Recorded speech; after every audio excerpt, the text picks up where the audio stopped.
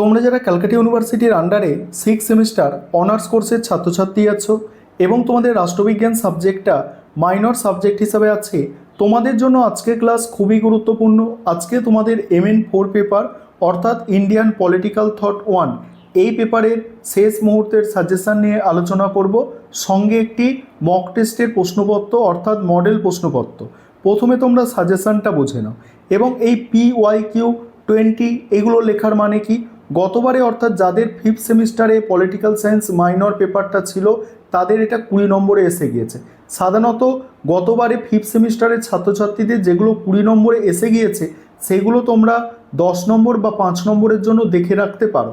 তবে আমি প্রথমে সাজেশন মডিউল 1টা আলোচনা করব 10-20 নম্বরের এবং তারপরে আবারও বাছাই করে দেবো যে এখান থেকে কোনগুলো তোমাদের জন্য সবথেকে বেশি গুরুত্বপূর্ণ।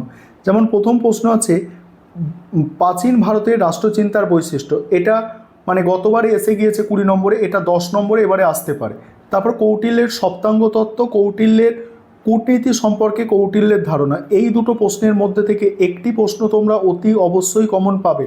কি বললাম? কৌটিল্যের সপ্তাঙ্গ তত্ত্ব এবং কূটনীতি সম্পর্কে কৌটিল্যের ধারণা, এই দুটো প্রশ্ন খুব ভালো করে তোমাদের দেখতে হবে, দুটোর মধ্যে একটা কমন অবশ্যই পাবে। পরের প্রশ্ন দেখো, মধ্যযুগের রাষ্ট্রচিন্তায় আবুল ফজল ও বারাউনির অবদান আলোচনা করো। পরের প্রশ্ন আছে মধ্যযুগে রাজতন্ত্রের বৈধতা সম্পর্কে যে ইসলামী ধারণা পাওয়া যায় তা মূল্যায়ন করো। এটা নতুন সাজেশনে অ্যাড করা হয়েছে, মোটামুটি গুরুত্বপূর্ণ আছে, খুব যে অধিক গুরুত্বপূর্ণ তাও নয়, ঠিক আছে। তবে এই মধ্যযুগের রাষ্ট্রচিন্তায় আবুল ফজল ও বারাউনির অবদান এটা ভালো করে দেখবে। তারপরে হচ্ছে দেখো মধ্যযুগে রাষ্ট্রচিন্তার বৈশিষ্ট্য, এই প্রশ্নটা 20 নম্বরের জন্য খুব ভালো করে পড়বে, কারণ গতবারে 20 নম্বরে এসেছিল প্রাচীন ভারতের রাষ্ট্রচিন্তার বৈশিষ্ট্য, এবারে মধ্যযুগে বা ইসলামিক রাষ্ট্রচিন্তার বৈশিষ্ট্য এটা আসতে পারে। ইসলামিক রাষ্ট্রচিন্তার বৈশিষ্ট্য আর মধ্যযুগীয় রাষ্ট্রচিন্তার বৈশিষ্ট্য একই, মাথায় রাখবে। তারপরে আছে দেখো সমন্বয়বাদের ওপর একটি টিকা বা সমন্বয়বাদ বলতে কি বোঝো, এর প্রসারে কবিরের অবদান, এটাও তোমাদের দেখতে হবে, এবং বারাউনি ও আবুল ফজলের চিন্তার তুলনামূলক আলোচনা। তাহলে এখানে কি কি তোমরা দেখবে একবার ভালো করে দেখে নাও। কৌটিল্য থেকে একটা প্রশ্ন তোমাদের পরীক্ষায় আসছে, সপ্তাঙ্গ তত্ত্ব এবং কূটনীতি, এইটা করতে হচ্ছে। তারপরে এখানে কি করতে হচ্ছে, এখানে করতে হচ্ছে মধ্যযুগের রাষ্ট্রচিন্তায় আবুল ফজল বারাউনির অবদান, এই তিনটে মোস্ট ইম্পর্টেন্ট। তারপরে তোমরা গতবারের প্রশ্নপত্র থেকে করছো যে প্রাচীন ভারতের দেখো ভারতের মধ্যযুগের রাষ্ট্রচিন্তার বৈশিষ্ট্য আর সমন্বয়বাদ, অর্থাৎ টোটাল এখানে 5টা প্রশ্ন তোমাদের আমি সাজেস্ট করলাম, ঠিক আছে। তারপরে দেখো তারপর মডিউল 2 থেকে আছে দেখো ভারতের উদারনীতিবাদের বিকাশে রামমোহন রায়ের অবদান, এটা গতবারে 20 নম্বরে এসেছিল, এবারে 10 নম্বরে আসতে পারে। তারপরে হচ্ছে রাষ্ট্র সম্পর্কে গান্ধীর ধারণা সমালোচনা সহ ব্যাখ্যা করো, এটা গতবারে কিন্তু 10 নম্বরে এসেছিল, এটা এবারে 20 নম্বরে আসতে পারে।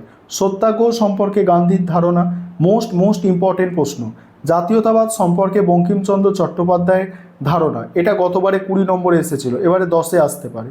জাতীয়তাবাদ সম্পর্কে স্বামী বিবেকানন্দের ধারণা, এটা গতবারে 10-এ এসেছিল, এবারে 20-তে আসতে পারে। তারপর জাতীয়তাবাদ সম্পর্কে রবীন্দ্রনাথের দৃষ্টিভঙ্গি বা অথবা দিয়ে প্রশ্নটা আসতে পারে যে রবীন্দ্রনাথের জাতীয়তাবাদ বনাম আন্তর্জাতিকতাবাদ ব্যাখ্যা করো। তারপরে আছে গান্ধীজির স্বরাজ ও রাষ্ট্রচিন্তার মধ্যে সম্পর্ক, সমাজ সংস্কারক হিসাবে রামমোহনের অবদান।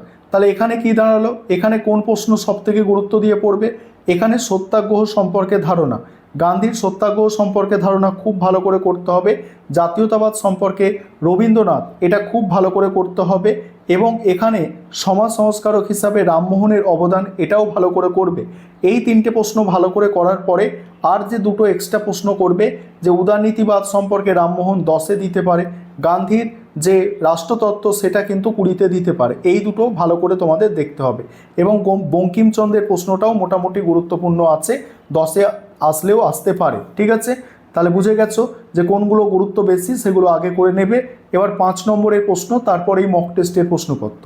5 নম্বরের প্রশ্ন কি করবে, প্রথম প্রশ্ন কৌটিল্যের দণ্ডনীতির ওপর টিকা, কৌটিল্যের কূটনীতির ওপর টিকা, তারপরে হচ্ছে মধ্যযুগের রাষ্ট্রচিন্তায় রাজতন্ত্রের বৈধতার ওপর টিকা, ওই 3টে সব থেকে গুরুত্বপূর্ণ। তারপরে প্রাচীন ভারতের রাষ্ট্রচিন্তার বৈশিষ্ট্য, মধ্যযুগের রাষ্ট্রচিন্তার বৈশিষ্ট্য, মধ্যযুগের রাষ্ট্রচিন্তায় আবুল ফজলের অবদান। খুব ভালো করে এই তিনটে করছো এবং এটা একটু এক্সট্রা দেখছো, ভারতের রাষ্ট্রচিন্তায় সমন্বয়বাদের নীতি।